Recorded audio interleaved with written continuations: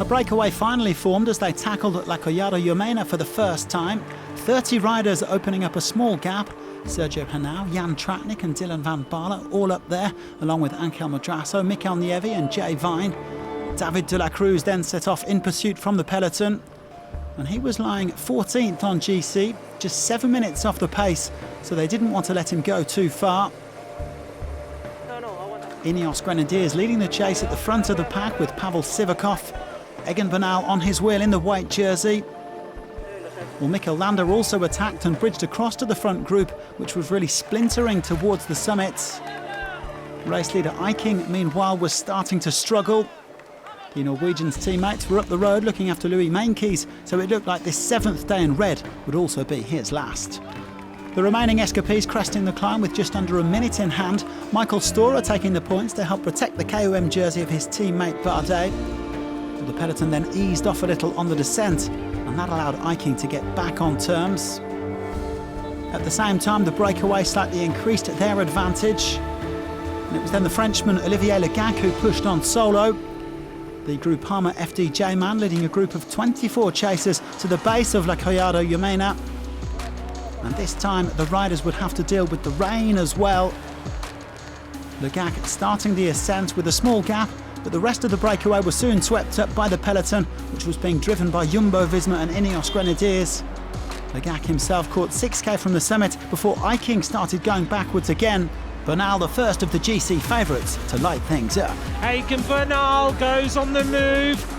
Bernal and Primoz Roglic streaking away as the other big guns scrambled to organise the chase. They had 45 seconds at the summit, and it was now the matter of surviving this treacherous descent. Oh, the red jersey has crashed. Odd Christian Eiking and a number of other riders are down. A heavy crash here for Alexander Vlasov, ending his hopes of a top 10 finish. To his credit, the Russian soldiered on, finishing 35 minutes down. Bernal and Roglic still working well together on the descent in spite of a brief scare for the Colombian. They had over 2 minutes with 25k to go. And so onto the iconic Lagos de Covadonga, with Roglic and Bernal set to battle it out for stage honours.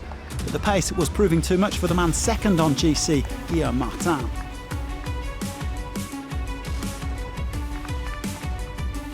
Oh, Primoz Roglic. And we saw the shoulders rocking on Egan Bernal, and Roglic is starting to put the hurt on. He is starting to accelerate. Roglic surging away to his 3rd win of this Vuelta. He wouldn't be caught, but the other GC contenders did get back to Bernal. Yates, Kuss, Lopez, Mas, Haig and Marder part of this select group, and they would all come in together behind a red-hot Roglic. Primoz Roglic has been majestic on the roads today. He has done everything right. Primoz Roglic wins the stage. He shouts with delight. He's going to be in the red jersey. He takes his 8th stage win in La Vuelta. I just didn't decide it. I just tried to ride then up the climb as fast as possible. At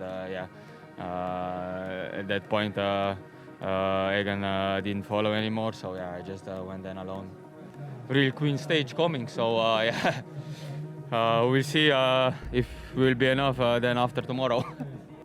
Roglic is up to 8 Vuelta stage wins now in 3 participations.